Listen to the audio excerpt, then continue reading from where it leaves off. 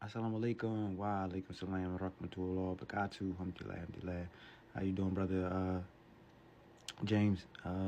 Here's what I got. I'm trying to make this very, quick and brief, so you can see. So this is the declaration on the granting of independence to colonial countries and people, right? And this would be a map of where the non-self-governing territory is. As you can see, where the white is, United States of America, which is no longer the United States of Americas since 1871. It's just the United States, right? So, coming back to the Declaration on the granting of independence to colonial countries and people. All right, let me try to read through these very quick. The subjugation of peoples to alien subjugation, domination, and exploitation consists a denial of fundamental human rights, is contrary to the Charter of the United Nations, and is an impediment to the promotion of world peace and cooperation. 2. All peoples have the right to self-determination by their virtue of that right. They freely determine their political status and freely pursue their economic, social, and cultural development. Inadequacy of political, economic, social, and education preparedness should never serve as a pretext for delaying independence. 4. All arms, actions, and repressive measures of all kinds directed against dependent peoples shall cease in order for them to enable them to exercise peacefully and freely their right to complete independence, and the integrity of their national territory shall be respected. 5. This is the big one right here. I mean, all of it is important, but this one really, just lays it out. 5. This is again the Declaration on the Granting of Independence to colonial countries and territories. Immediate steps shall be taken in trusts and non-self-governing territories, or all other territories which have not obtained independence, to transfer all powers to peoples of those territories without any conditions or reservations in accordance with their freely expressed will. They have the word will, that which means constitution, which we already have. You know what I'm saying? So when we send a judicial notice, everything will be alignment with that, and anything we need to doctor up, we would present it accordingly. And the desire without any distraction as to race, creed, color, in order to enable them to enjoy independence and freedom. So number 5 of the Declaration of Colonial, get back to the top. Right here. The Declaration on the Granting of Colonial Countries and People. So here, about UN membership. How does a country become a member of the United Nations? Membership in the organization, in accordance with the Charter of the United Nations, is open to all peace-loving states that accepts the obligations contained in the United Nations Charter, and in the judgment of the organization be able to carry out these obligations. States are admitted to membership in the United Nations by decision of the General Assembly upon the recommendation of the Security Council. Further goes to say, how does a state or government obtain recognition by the United Nations? The recognition of a new state or government is an act that only other states and governments may grant or withhold.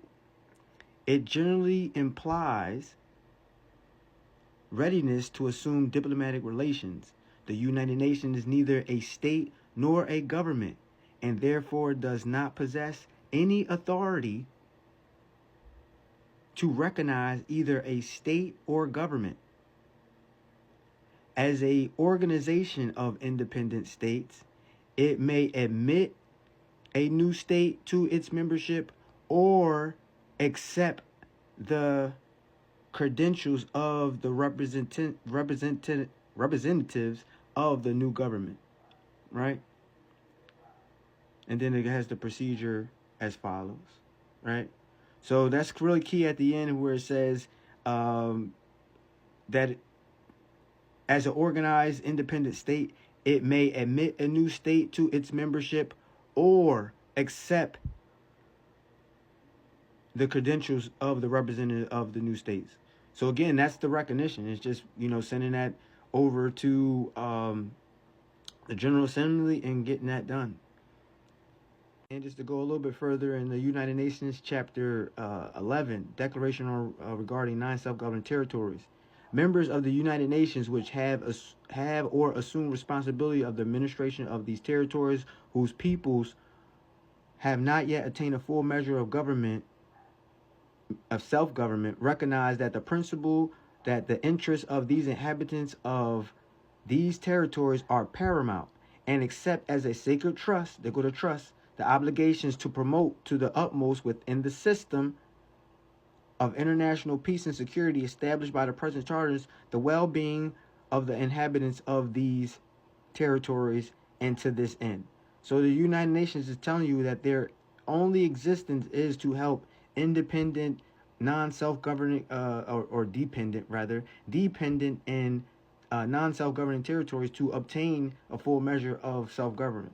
That's the only reason why this was created. Again, this was created off of the Treaty of Fez, 1913, a Moroccan treaty, right? Is the rights of indigenous peoples. Article 1, indigenous peoples have the right to the full enjoyment as a collective or individuals of all human rights and fundamental freedoms as recognized in the Charter of the United Nations, the Universal Declaration of Human Rights, and international human right law. And we also know that treaties are supreme law of the land too. So we have treaties and all the decrees they just announced. In Article 2, indigenous peoples and individuals are free and equal to all other peoples and individuals, and have the right to be free from any kind of discrimination in the exercise of their rights, in particular that base on their indigenous origins or identity. 3, indigenous peoples have the right to self-determination. By virtue of that right, they freely determine their political status and freely pursue their economic, social, and cultural development. What we're trying to do is creating a state, 3 branches of government. Article 4, indigenous peoples, in exercising their right to self-determination, have the right to autonomy or self-government in the matters relating to their international and local affairs, as well as ways and means for financing their autonomous functions, right? 5, indigenous peoples have the right to maintain and strengthen their distinct political, legal, economic, social, and cultural institutions while retaining their rights to participate fully, if they so choose, in the political, economic, social, and cultural life of the state.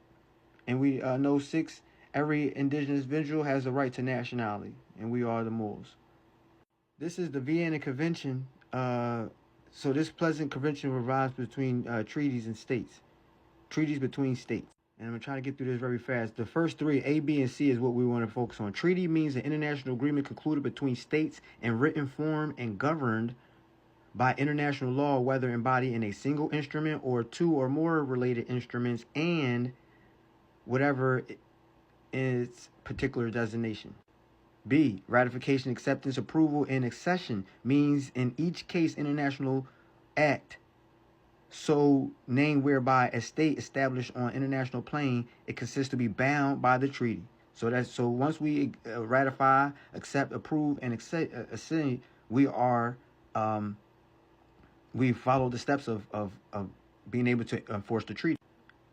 Lastly, full powers means a document emanating from the competent authority of a state designating a person or persons to represent the state for negotiating, adopting, authenticating the text of a treaty, for expressing the consent of the state to be bound by the treaty, for accomplishing any other acts with respect to the treaty. So in order to use any treaties, once we've done all those things, we're in alignment. So again, the next thing to do is I'm probably gonna have to make another video just to finish up, but this is the first one.